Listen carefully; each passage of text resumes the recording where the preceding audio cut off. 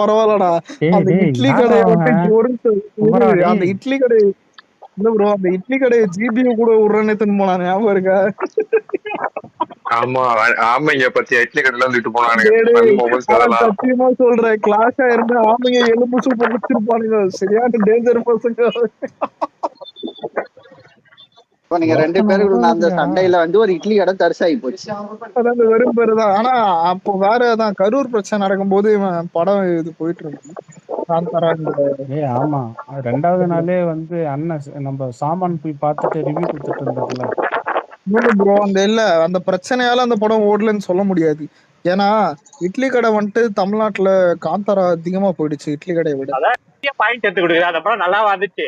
அதான் இல்ல நல்லா இருந்தா போயிருக்கும். ஏன்னா காந்தா இது எப்படின்னா இல்லடா, ரெண்டுமே ஒரே நாள் தான் ரிலீஸ். ஆனா காந்தாரா தமிழ்நாட்டுல அதிகமாகுது இட்லி கடையை விட. அதை மட்டும் எப்படி முடிஞ்ச ஓம் கூட உங்க ஜெயிலர் 2 இறக்கி ஜெயிச்சு காமிடா. யாரா ஓம் ஜெயிலர்னு வந்து ரெண்டுத்தையும் செருப்பாலடி பண்றான். அடிக்கிறது நாங்க தான்டா பாடுறா. ரெண்டும் இல்ல நேத்து கூட எம்எஸ் பாஸ்கர் என்ன வாட்ச் சொல்றன்ற பேர்ல மறைமுகமா எங்களை கலாச்சிருக்கிறான், தொட்டு இருக்கிறான். பாரடைஸ் போலான்னு தோணுது. நல்லா இருக்கும் கண்டிப்பா. ஆனா ரொம்ப இல்லடா, ரொம்ப இன்டென்ஸா இருக்கும். அதாவது இருக்கிறதுல ரொம்ப ரத்த கலரியா அந்த மாதிரி இருக்கும். எப்படி என்ன நம்புறீங்க அந்த படத்தை? மனுஷங்களா நீங்கெல்லாம்? எந்த படம்?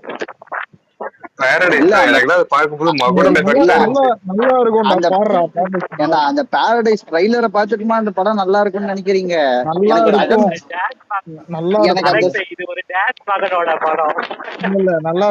நம்ம யார்கிட்ட நம்ம பேசுறோம்? மகுடம்க்கு தியேட்டர்ல போய் டிக்கெட் எடுத்து படம் பேசிட்டு இருக்கோம்.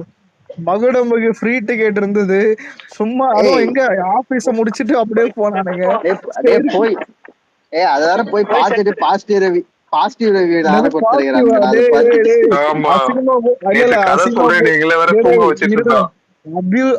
அசிங்கமா கூட அபியூஸ் பண்ணிக்கங்கடா. இதை மட்டும் சொல்லாதீங்கடா.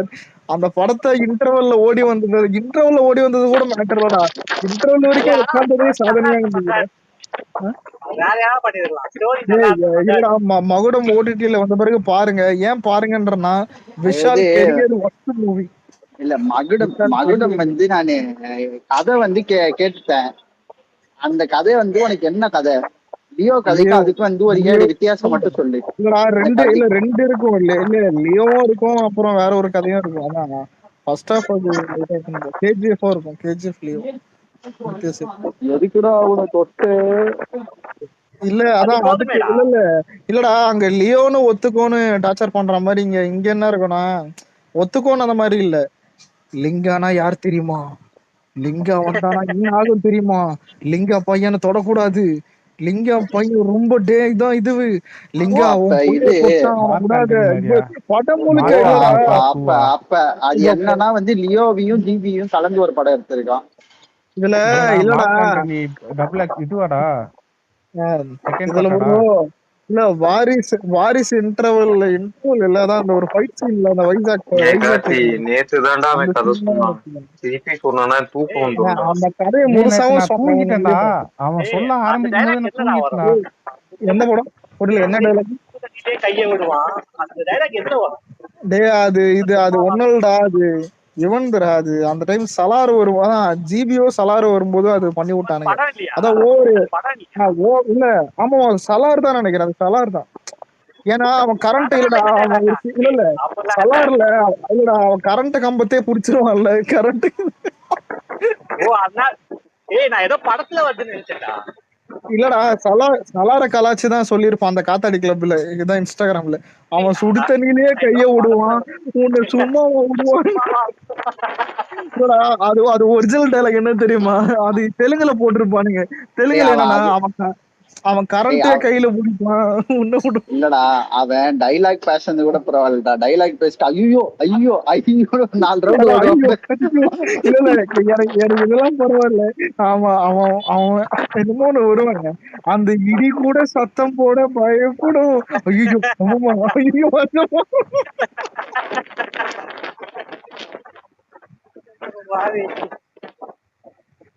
சத்தியம். ஆனா இல்லடா, ஓவர் எலிவேஷன் நம்மளுக்கே ஒரு மாதிரி காண்டாவுதுடா சத்தியமா வேற. அது அதான் இந்த இப்ப மகுடம்லயே அதேதான், நிறைய படம் அதேதான். என்ன சொல்லு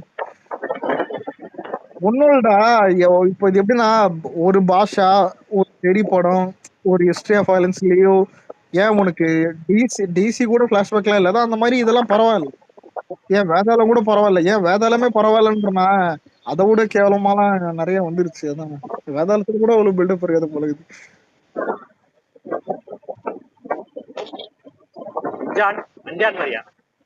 எனக்கு அந்த ஆனா விஜய் போல அந்த அந்த ஒரு 1.5 மணி நேரம் அந்த மகுடம் பார்த்தது, அந்த பேரு இன்னும் மைண்ட்ல ஓடினே இருக்குடா. லிங்கானா யார் தெரியுமா? லிங்கா என்ன ஜட்டி போடுவான் தெரியுமா? லிங்கா என்ன பேண்ட் போடுவான் தெரியுமான்ற மாதிரி, ஏன்டா உயிர் தான் இந்த ஒருவனை தெரியாம உள்ள வந்துட்டு கதவு திறந்து விடுறான்ற மாதிரி இருந்தது.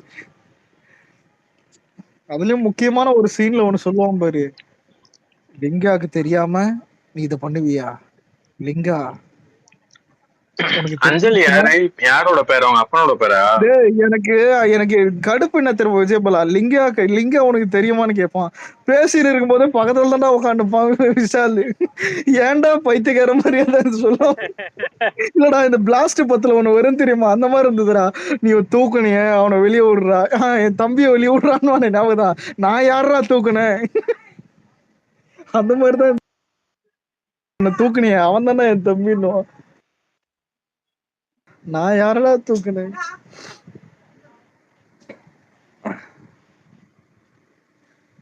ஒஸ்ட். ஆனா சத்தியமா நம்ம பாலைய கலாகிற தமிழ் படம் 3 வந்துச்சுன்னா பண்ண இருக்கு. அடடா நம்மலாம் கேசரி பார்த்து நிறைய பயந்தோம் ஜனநாயகன்ல. ஆனா கரெக்டான எலிவேஷன் இருந்தது, ஓவர் எலிவேஷனும் இல்ல, ஒரு அந்த ஒரு லோவும் இல்ல, கரெக்டா அது செட் ஆயிடுச்சு. இன்னொன்னு நம்ம சிஎம் ஆயிட்டோம், அதான் நல்லாவும் ஒரு இதுவாயிடுச்சு. ஆனா அதுக்கடுத்து வர்ற படம்லாம் இது ஏதோ ஒரு மாதிரி இதுதான் வர இந்த எலிவேஷன் சீன் ரொம்ப பண்ணும்போது டென்ஷன் ஆகுது வர ஏனே தெரியல.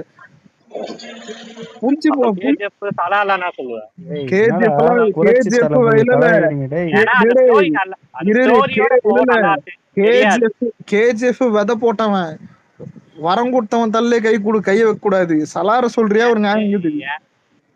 ஏன்னா ஸ்டோரியோட போறதுனால நமக்கு தெரியலடா. ஒரு நிமிஷம் இல்ல படத்தை படத்தை டார்க் டோன்ல எடுக்கணும், நிறைய எலிவேஷன் பண்ணணும், அதுவும் சின்ன வயசுல ஒரு பையனை வச்சு எலிவேஷன் பண்ணணும்.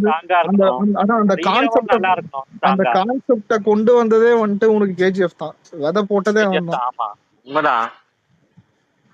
கேஜிஎஃப் எல்லாம் என்னைக்குமே குறை சொல்லக்கூடாது. ஆனா சலார் சொல்லலாம். சலார்ல வந்துட்டு ஃபர்ஸ்ட் ஹாஃப் சொல்லலாம், செகண்ட் ஹாஃப் சொல்ல முடியாது.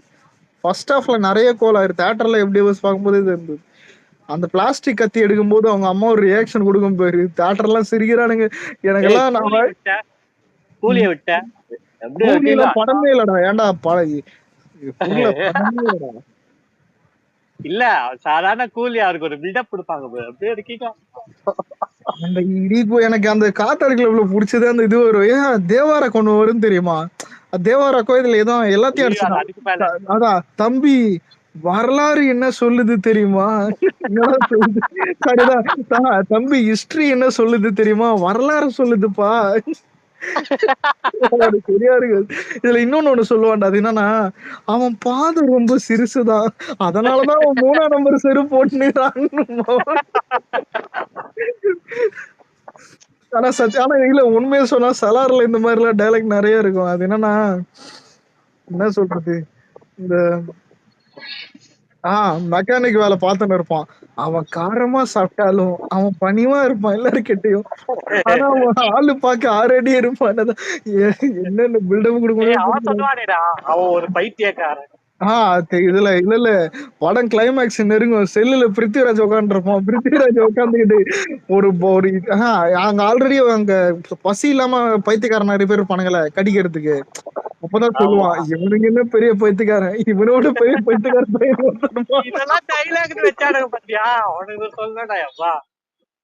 இங்கிலீஷ் இல்ல இப்ப இதே போல இங்கிலீஷ்ல நீ இங்கிலீஷ்ல யோசிச்சு பார்த்தா நல்லா இருக்கும்.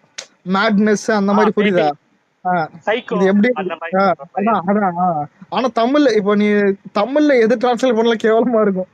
அந்த உள்ள கொஞ்சம் மடக்கி தட்டுன்ற மாதிரிதான். சலார்ல எனக்கு செகண்ட் ஹாஃப் இன்டர்வல் சீன் செம்மையா இருந்தது. இன்டர்வல், செகண்ட் ஹாஃப், கிளைமேக்ஸ்லாம் படம் சூப்பரா பண்ணோம். எனக்கும் செகண்ட் ஹாஃப் தான் பிடிச்சது, சலார்ல ஃபர்ஸ்ட் ஹாஃப் பிடிக்கல. ஆனா டேய் இதெல்லாம் பரவாயில்லடா. படம் இன்டர்வலுக்கு அப்புறம்லாம் நல்லாதான் போகும். படம் எப்படியோ பார்த்துட்டு நல்லா இருக்குன்னு போடுறேன். நம்ம ஆளுங்க தான் தெரியும். ஃபர்ஸ்ட் ஹாஃப் ரிவ்யூ பார்த்துட்டு சலார் அடிக்க ஆரம்பிச்சிட்டானுங்க. நல்லா இல்ல படம் மாதிரி இது இருக்குன்னு. இதுல ஹைலைட் என்னன்னா, இல்லடா அப்ப ஞாபகம் இருக்கும்னு நினைக்கிறேன். ஸ்பேஸ்க்கு வந்து ஏன் சாமானும் போட்டு வச்சிருந்தானுங்க, எல்லாரையும் போட்டு வச்சிருந்தானுங்க.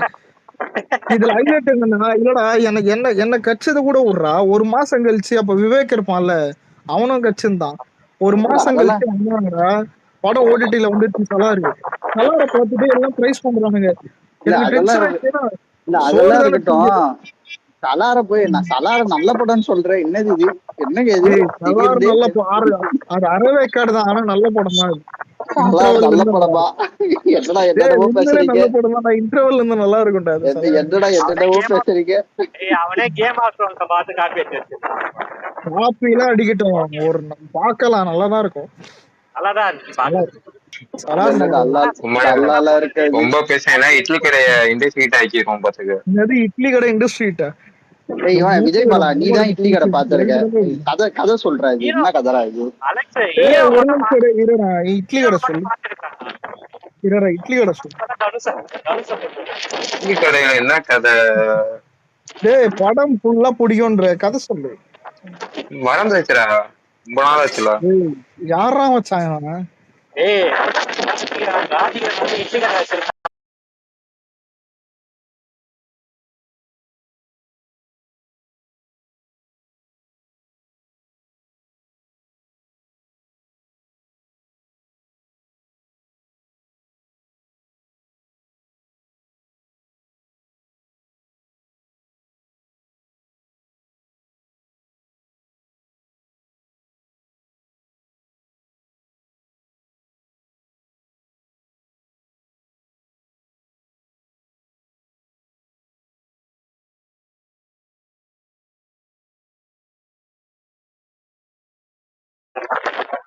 இல்ல நடுவுல வில்ல வேற. ஆமா, கிளைமேக்ஸ்ல அருண் என்ன பண்ணுவான்னா அந்த இட்லி கடையை கொளுத்திடுவான். இல்ல அது அதாவது என்னன்னா வந்து நல்லா வந்து ஒருத்தன் வாழ்க்கையில செட்டில் ஆனவன் கடைசியா வந்து இட்லி கடைக்கு வந்து எப்படி வந்து வீணா போனான்றது கதை. அவ்வளவுதானா? அது சென்டிமெண்ட். இல்ல அந்த படத்துல இல்ல இத ஜஸ்டிஃபை பண்ற மாதிரி அவங்க அப்பா பேசுற ஒரு சீன் இருக்கும். நீ எதை மேம்பட்ட வாழ்க்கைன்னு பாக்கணும். ஆறு குளமும் மாசு இல்லாத காத்தும் பாம்பும் தேலும் ஜட்டிக்குள்ள போறதா உனக்கு சரிடா, எல்லாம் சரி. பூவாக்கு என்ன பண்ணுவ? அதான் இட்லி கடை மூணு வேலையை இட்லி சாப்பிடுவேன்.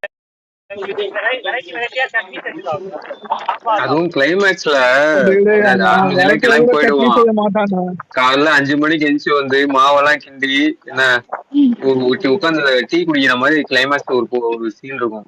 ரசிச்சு குடிச்சிட்டு இருப்போம் அப்படி தனுஷ். எனக்கு இதெல்லாம் ஒரு நிமிஷம் இல்ல, எனக்கு இதெல்லாம் பரவாயில்ல. அந்த எத்தனை சமயம் ஏதோ ஒரு அந்த இட்லி செய்யற ஒரு பாட்டு இருக்கும்.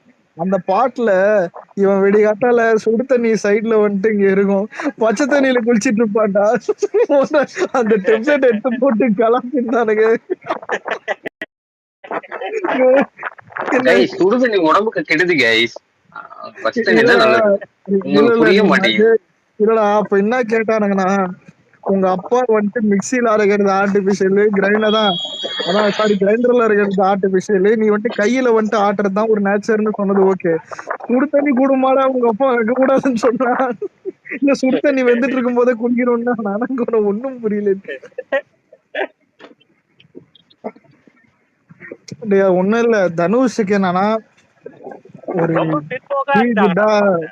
இல்லடா ஒரு அந்த ஓம் நமச்சிவாய ஒரு மைண்ட்ல ஒரு சாந்தமா போகுதுல்ல. அதாவது இந்த பணம்லாம் ஒரு மேட்டரா, பணம்லாம் ஒரு இதுவா, அதெல்லாம் வந்துட்டு படமா எடுக்கிறதுல புரியுதா? அதாவது ஒரு ரிச்சஸ்ட் மேன் வந்து இட்லி சுடுறாரு பிராக்டிகலாவே இல்ல, அந்த படத்தோட ஒட்டவே இல்ல. அதனாலதான் நான் தானே சொல்றேன் இல்லடா 100 கோடி 150 கோடியில போயஸ் கார்டன்ல வீடு கட்டிட்டு ஒருத்தன் பணம் முக்கியம் இல்லைன்னு சொல்றானா அவனை மக்கள் ஏத்துக்க மாட்டாங்க. புரியுதா? என்னைக்குமே வாழ்க்கையில பணம் முக்கியம் இல்லைன்னு எவனோ சொல்றவன் எல்லாம் பெரிய ஆளா இருப்பான், கோடீஸ்வரனா இருப்பான், இவ்வளவு பெரிய இதுவா. அவனுக்கு அந்த பணம் முக்கியம் இல்லைன்னா, ஏன்னா அவனுக்கு பணம் முக்கியம் இல்லைன்னா அது உண்மைதான். அவன் நம்மளுக்கு முக்கியமாச்சு. அவன் கோடி கோடியா சேர்த்து வச்சிருக்கான். முதல்ல பணம் முக்கியம் இல்லைன்னு இல்ல அண்ணா, உனக்கு பணம் முக்கியம் இல்லதானே சொத்தெல்லாம் என் பேர்ல மாத்தி வச்சிருந்தேன். இல்லடா சரி ஒரு நிமிஷம், எனக்கு ஒரு ஐடியா, எனக்கு ஒரு டவுட் என்னன்னா பணம் முக்கியம் இல்லைன்றான். சரி ஒரு நிமிஷம் ஆயிடாங்க. பணம் முக்கியம் இல்லடா இரு, பணம் முக்கியம் இல்லைன்றான்டா. அதே மாதிரி வந்துட்டு அவன் செல்ஃப் மேடுன்னு காட்டிக்கிறதுக்காக சின்ன வயசுல எங்க அப்பா ஒரு இட்லி வாங்கி தர்றதுக்கே கஷ்டப்பட்டாருன்னு சிம்பத்தி பண்ணுகிறான். எனக்கு ஒரு மாதிரிதான் டேய் நீ கஷ்டப்பட்டேன்றியா பணம் முக்கியம் இல்லைன்றியா? எனக்கு புரியல. முதல்ல கஷ்டப்பட்டு வந்தவனுக்கு பணம் அருமை தெரியண்டா. எவனும் பணம் முக்கியம் இல்லைன்னு சொல்லுவாங்க. இல்ல உங்க அப்பாவுக்கு வந்து ஒரு இட்லி வாங்குறது காசு இல்லாம இருந்தாரு. அப்ப என்ன பண்ணிக்கிட்டு இருந்தாரு? எங்க அப்பா ஒரு 4 படம் டைரக்ட் பண்ணிக்கிட்டு இருந்தாரு. ஆனா வீட்டுல ரொம்ப கஷ்டம். அப்போ உங்க அப்பா கஞ்ச மிஷினரே இருந்திருப்பான்டா டேய். ஆனா இதுல என்ன தெரியுமா ஹைலைட்? இட்லி கடை ஆடியோ வந்துச்சு நாளைக்குன்னா, இன்னைக்கு நைட்டு இவன் சேடு தெரியுங்களா உனக்கு? அரசு சேடு சொல்றான் நாளைக்கு வந்து ஒரு இட்லி வாங்க கஷ்டப்பட்டேன், இந்த மாதிரி இட்லி கடையை தான் அவுட் விட போறான்றான். கரெக்டா அதே மாதிரி சொல்லிட்டான். உனக்கு தனுஷ் ஸ்பீச் எல்லாம் ஈஸியா ப்ரெடிக்ட் பண்ணிடலாம். இது என்ன சொல்றது, 10 பேர் ஒன்னோடா. இப்போ அவன் ரசிகர்கள் யாராவது உதவி பண்ணி நீ பாத்திருக்கியா? பார்த்ததில்ல, இப்ப வரைக்கும் பார்க்கல. ஆனா அடுத்த ஸ்டேஜ்ல வந்துட்டு சொல்லுவான் பாரு, என் ரசிகர்கள் எல்லாம் உதவி செஞ்சதை மக்கள் அவ்வளவு பாராட்டுறாங்கன்னு சத்தியமா சொல்லுவான். ஆனா யாருமே உதவி செஞ்சு யாரும் பார்க்க ஒரு செங்கலை கூட ஆட்ட முடியாது. போயஸ் கார்டன்ல வீடு அந்த மாதிரி பேசுறாரு. போயஸ் கார்டன்ல எதிர்த்து தனுஷ் வீடு கட்டினாரு, மக்கள் எல்லாத்தையும் கூப்பிடலான்னு முடிவு பண்ணிட்டாரு. அப்ப நிம்மதி கிடைச்சிடும். கிடைச்சிடும்.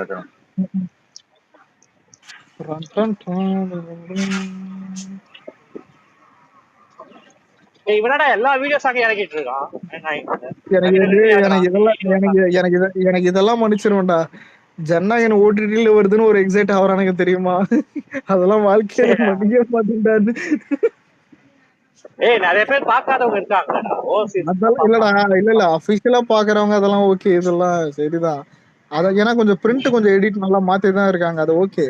ஆனா எக்ஸைட் ஆகுற அதுவும் அந்த படம் 18+ நிறைய பேர் பார்த்து மாட்டாங்க. 18+னா நிறைய குழந்தைங்க கிடையாது அலெக்ஸ், நீ வேற எல்லாரும் பார்த்துட்டானுங்க. எல்லா சிங்கிள் ஸ்கிரீன்ஸ் தான் அலோவ் பண்றாங்க ஜாக்கி.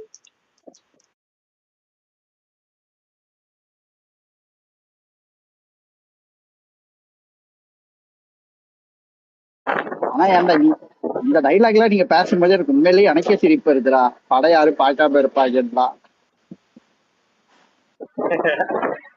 குழந்தைங்கடா 18+.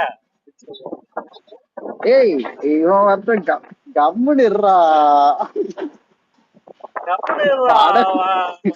அவன் படத்தை பார்த்துட்டு 3 மாசத்துக்கு அப்புறம் தான் போய் ரீவாட்ச் போட்டு வச்சிருக்கிறாரு. அவனுக்கு படத்தை பார்த்துருக்க மாட்டாருல.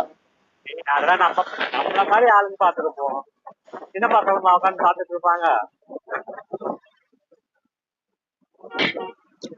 இந்த வாரம் எதுவும் எக்ஸ்டெண்ட் ஆகுமா ஜனநாயகம் தியேட்டர்ல?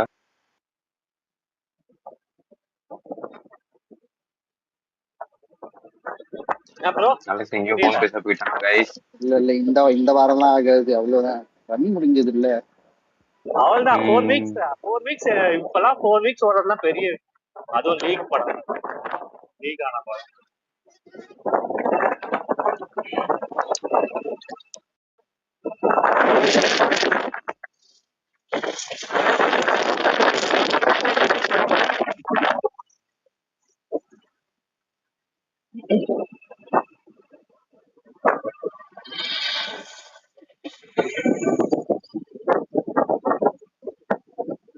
அலெக்ஸ் ஓடிட்டானா? ஓடிட்டான், எங்க போனான்னு தெரியல.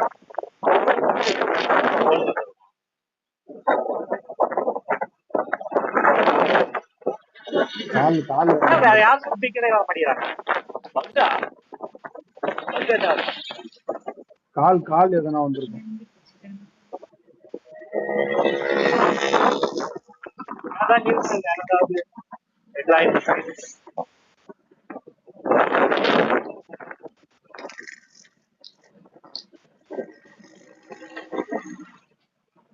டாபிக்ஸ் சொல்லுங்க ஜாக். அதான் ப்ரோ, வேற ஏதாவது நியூஸ் ஏதாவது நீங்க ஏதாவது சுவாரஸ்யமான பாலிடிக்ஸ்?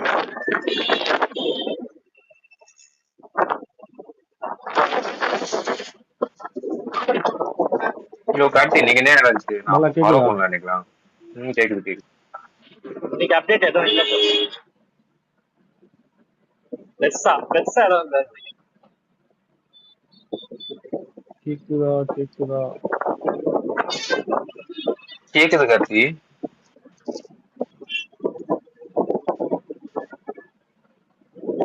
அலெக்ஸ் ஒன்று ஷேர் பண்ணியிருந்தானே, இந்த ஹெல்த் இன்சூரன்ஸ் 30 வயசுக்கு மேல. அது என்ன,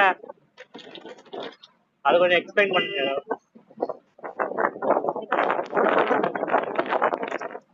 பெரிய மனுஷா கார்த்தி, எக்ஸ்பிளைன் பண்ணியா? கேக்குது ப்ரோ.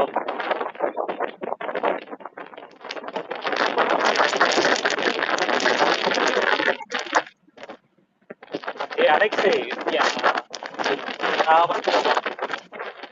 சொங்கி பாண்டியா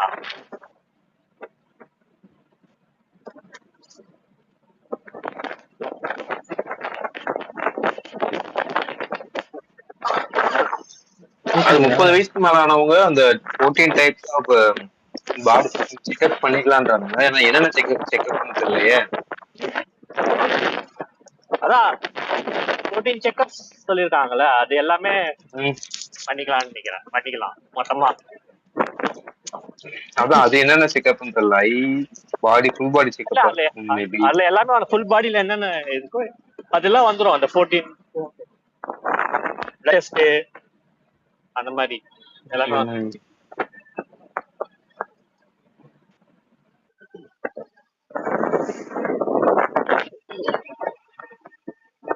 எப்ப இம்ப்ளிமெண்ட் பண்ணுவாங்க சொல்லிருக்காங்க. மேபி 1 மந்த்க்குள்ள வந்துரும் எப்பயும். இதெல்லாம் எப்படி கவர்மெண்ட் ஹாஸ்பிட்டல்ல மட்டுமா? கவர்மெண்ட் ஹாஸ்பிட்டல்ல மட்டும் தான், பிரைவேட்லயே கொடுப்பான். நல்லா ஒரு சில பிரைவேட் ஹாஸ்பிட்டல் கொடுத்தா நல்லா இருக்கும். மட்டும் ப்ரோ கொடுத்தா பில்ல போட்டுவான் எப்படி? பரவாயில்ல, கவர்மெண்ட் ஹாஸ்பிட்டல் நல்லாதான் பாப்பாங்க. என்ன கூட்டம் தான் பிரச்சனைய. கூட்டம் தான் பிரச்சனை ஆகும்.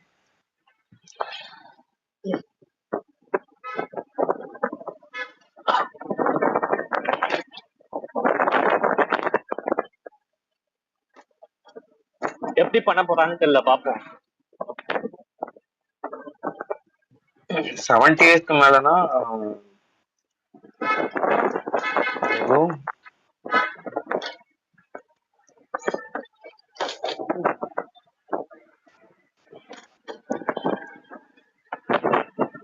70 இயர்ஸ்க்கு மேலனா அந்த இன்கம் ப்ரூஃப் எதுவும் தேவையில்ல போல.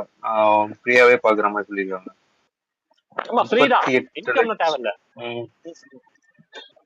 அதான் இன்கம் ப்ரூஃப் எதுவும் தேவையில்ல. இந்த இவ்வளவுதான் இருக்கணும் இன்கம், அந்த இதெல்லாம் இல்ல போல. ஆமா, ஜஸ்ட் ஏஜ் ப்ரூஃப் மட்டும் காமிச்சா போதும். 30 மேல.